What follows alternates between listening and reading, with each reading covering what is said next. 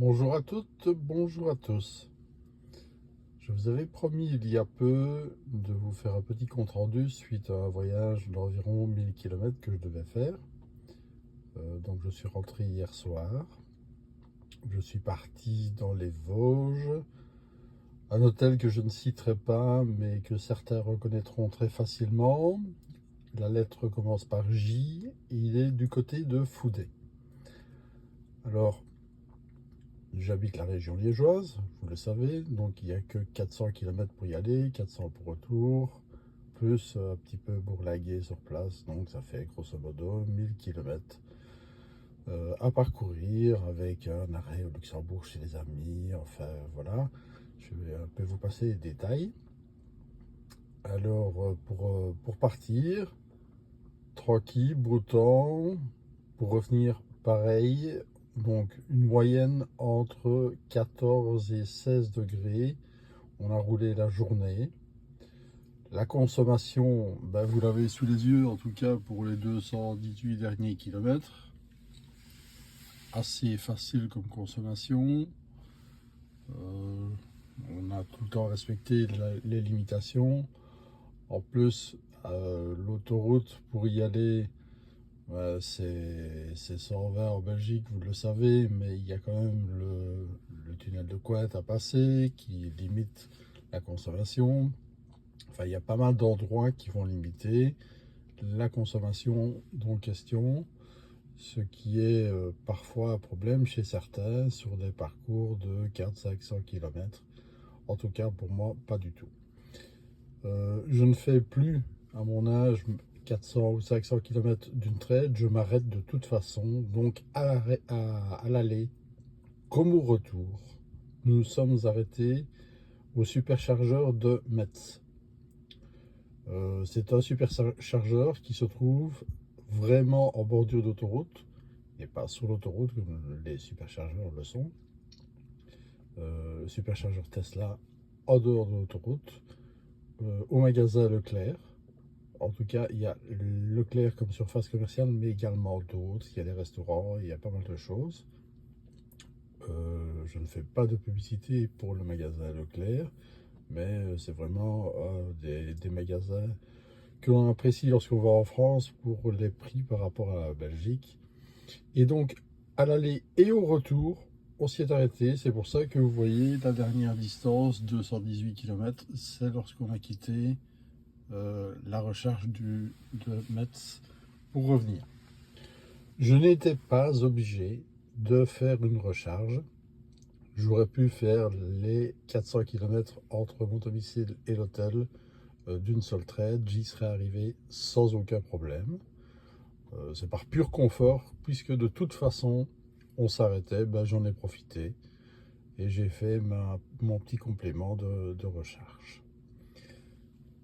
Le regret que j'ai actuellement sur la nouvelle version que l'on a pour le software, que vous connaissez maintenant, c'est que ici, lorsqu'on a les musiques, avant, on pouvait cliquer vers le haut, avoir les différentes stations favorites, etc., qui sont ici clipsées maintenant avec une étoile, si elle est favorite ou si elle ne l'est pas. Et avant, ça avait passé d'une à l'autre.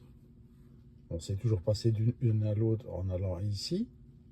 Voilà, on va passer d'une à l'autre en faisant ça. Mais on savait les voir en levant ici l'écran. Maintenant plus, on est obligé de passer par le petit onglet qui est là-bas et aller recliquer sur les stations. Et même ici, dans le bandeau, a disparu ce qui était station favorite. Elles sont ici dans le bandeau, mais il y avait un troisième onglet qui se trouvait là-bas. Maintenant plus, c'est un petit regret que j'ai. Mais à part ça, tout fait le travail comme d'habitude. Alors c'est la première fois où je m'amuse, entre guillemets, à faire une charge, je vous ai dit à Metz, mais en indiquant le superchargeur. Ce qui fait que le véhicule va devoir, lui, préchauffer pour arriver sur place avec une batterie à température. Alors, lorsqu'il préchauffe et qu'il vit à température, ici, vous avez dans l'onglet indiqué que le véhicule est en train de préchauffer. vous allez remarquer, pour ceux qui ne le savent pas encore, que votre consommation ici va augmenter là-bas. Et vous allez voir dans votre onglet ici une diminution. Alors, est-ce que cette consommation est vraiment élevée? Est-ce que cette diminution ici en pourcentage est élevée? Pour ce qui est de Liège-Metz, j'ai perdu 2%. Est-ce que ça vaut la peine ou pas? Je vous laisse en débattre. Si on est vraiment pressé et que l'on veut recharger plus vite, et encore, on ne gagne pas énormément de temps, d'après ce que j'ai pu voir, d'après ce que j'ai pu calculer, on ne gagne pas énormément de temps, et je ne sais pas si ça se justifie réellement de passer par ce mode en indiquant le superchargeur. J'ai fait exactement la même chose pour le retour, pour voir si ma consommation était dans les mêmes normes en augmentation et si ma diminution ici par rapport au pourcentage était également la même. C'était exactement la même chose, j'étais avec les mêmes conditions météo, même soleil, même route calme, même trafic, même température. Donc la diminution était bien là. Mon augmentation de consommation lorsqu'il y a le préconditionnement qui est affiché ici augmente exactement de la même façon. Mais habituellement, je ne l'utilise pas. Et je pense que je ne vais continuer à ne pas l'utiliser parce que ce n'est pas 5 minutes qui font l'affaire, en tout cas pour moi, lorsque je fais un trajet.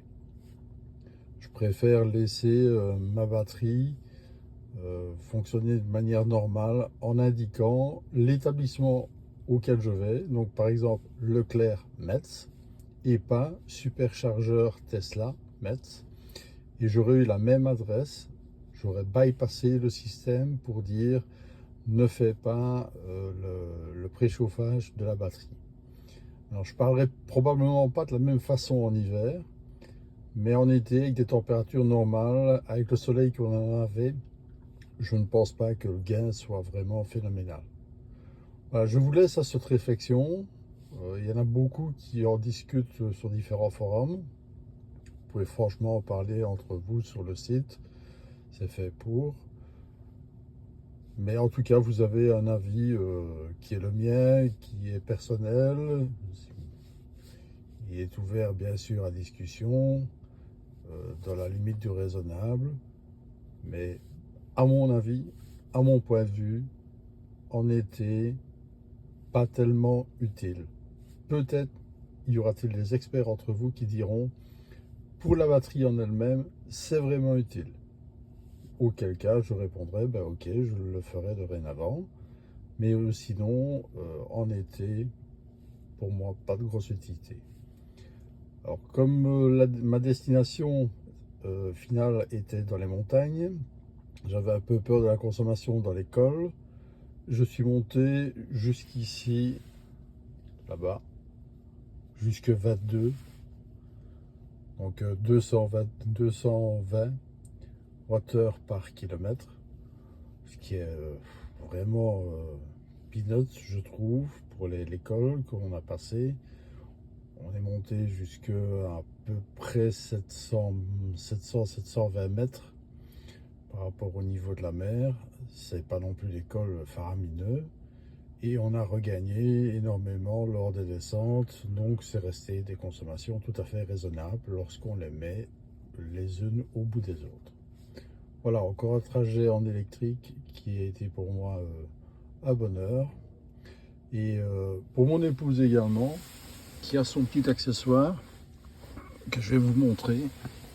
Voilà, sa petite collerette pour dormir.